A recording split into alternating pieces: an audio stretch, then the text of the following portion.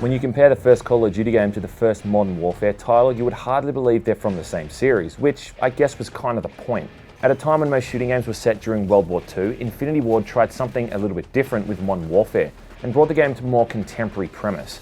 However, in doing this, they pretty much moved away from keeping things historical and factual, and just moved into pure fiction.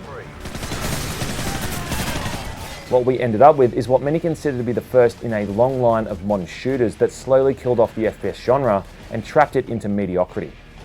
Now, I don't attest something like that to a single game, and whilst it's true that Modern Warfare did pretty much set the tone for countless shooting games to come, Modern Warfare does still offer up a really intense and cinematic single-player campaign, and it also has a very fun and challenging multiplayer mode. So in Modern Warfare, again, you play the campaign through the eyes of several different characters, the main being a sergeant in the USMC and also a sergeant in the SAS. Again, the campaign kind of switches back and forth between these guys mission to mission, but this happens in somewhat real time, going back and forth across the globe as events unfold. In a really innovative sequence, you also briefly see the world through the eyes of a president of a Middle Eastern country, moments before he is executed by the game's main antagonist. All this stuff is handled really well, and the way the narrative shifts between characters during the loading screens is seamless, even if it is just typical stuff about Russians and Middle Eastern terrorists stealing nukes and holding the world at ransom. The main bad guy is a dude named Amran Zakhaev, a Russian guy with a serious grudge against the West, who goes on to instigate a series of events that lead up to the eventual Third World War. He's an asshole with no real redeeming features, making him a great villain.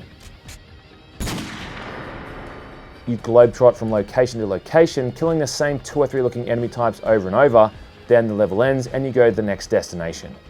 There's a few neat story twists here and there. In fact, there's 2 moments in the game that literally made my jaw drop the first time I played them, but they feel a little bit forced in the way they try so hard to make you empathize with the characters that it might come off a little bit hammy. One thing that will be hard to criticize, however, is the game's presentation. Even for a 7-year-old looking game, there is still an incredible amount of detail here, especially when you run the game at its maximum visual settings. From the assortment of weapons that have been faithfully modeled into the game, all of the various environments with the weather and particle effects, even down to the voice acting and the incredible soundtrack. I'm really impressed by all of the recreations of weapons and gadgets into the game, like the way night vision works, for instance, and all the manner of surveillance and reconnaissance gear you get your hands on. The opening mission takes place on a tanker that dynamically rocks back and forth with the ocean, and it's still impressive in terms of design, layout, and just the basic technology of it. Jump for it! A mission about halfway through the game puts you in the controls of a large AC-130 gunship, defending the game's protagonists by destroying everything in their way. This was totally groundbreaking at the time, and no one had ever done anything like it. The realism increased by the jovial radio chatter that accompanies a successful hit. Yep, that was right on target. Now, the issues I have with the gameplay doesn't stem from the visuals, more the way in which the actual levels are often designed. In certain levels, the sheer amount of bad guys they throw at you is just ludicrous. There is dozens and dozens of bad guys firing at you solely, regardless of the fact that you're often accompanied by half a dozen of your allies. There is literally no pattern or strategy you can use to get through some of these larger encounters. You just kind of have to run the gauntlet and then find a safe place to regenerate your health when you take too much damage. Then there's all the environmental hazards like explosive barrels and cars scattered around each level. I mean, who knew that cars exploded with the force of a small missile from just a few rounds of pistol fire? And this is the kind of shit where you see the genre slipping, this kind of lackluster, half-assed approach to enemy placement and spawning. In terms of level design, it's just flat out laziness. Someone's just gone, oh hey, let's dump as many bad guys on the player as we want, in any order and from any direction. And it won't matter, right? Because they'll have infinite health. Well, no, it does matter.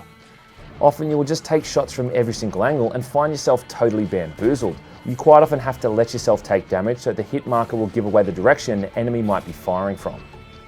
The difficulty setting you choose doesn't really make them any more smart or aggressive or whatnot, it just increases the amount of damage you take and also how often they tend to throw grenades, but that's about it.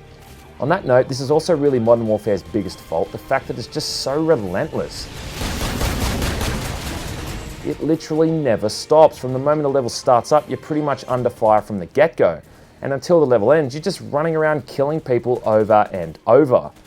There's one mission in the entire game that takes a break from throwing explosions in your face, and lo and behold, it's the best mission in the entire game. This is an entirely stealth-based mission where you're playing a flashback as Captain Price, moving through an irradiated area trying to complete an assassination. Arguably one of the best missions in the game, it's also arguably one of the best missions in the entire franchise. Target is down. Nice shot, Lieutenant. On the whole though, I would say this campaign is mostly enjoyable, though it is only 4 or 5 hours long, and it's at this point that most players will find themselves migrating through to the game's included multiplayer mode. Now for me, this was COD multiplayer at its absolute finest. A stripped back version of what the multiplayer mode is now like today, with only a few unlockables, very little customization for players, and just some really good weapons to play around with. As you would expect for such an old community, the people still playing this game know it back to front, and as a result, the learning curve is pretty substantial. It can also be a little bit hard to find a game going that doesn't suffer from atrocious lag, at least for someone like myself living in Australia. But overall, this mode is still enjoyable, and it's really interesting seeing how refined the multiplayer was, before they just overloaded it with so many different game modes and gimmicks. So lastly, I guess it comes back to the point where I say whether or not this game is worth playing. And you know what, ultimately, I would say it is.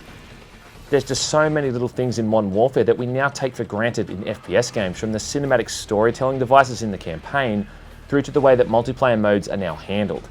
It kind of pioneered itself within its own pioneering franchise, if that makes sense, and bringing it into a modern setting was the only logical way to keep the series alive. Breaching! Go, go, go!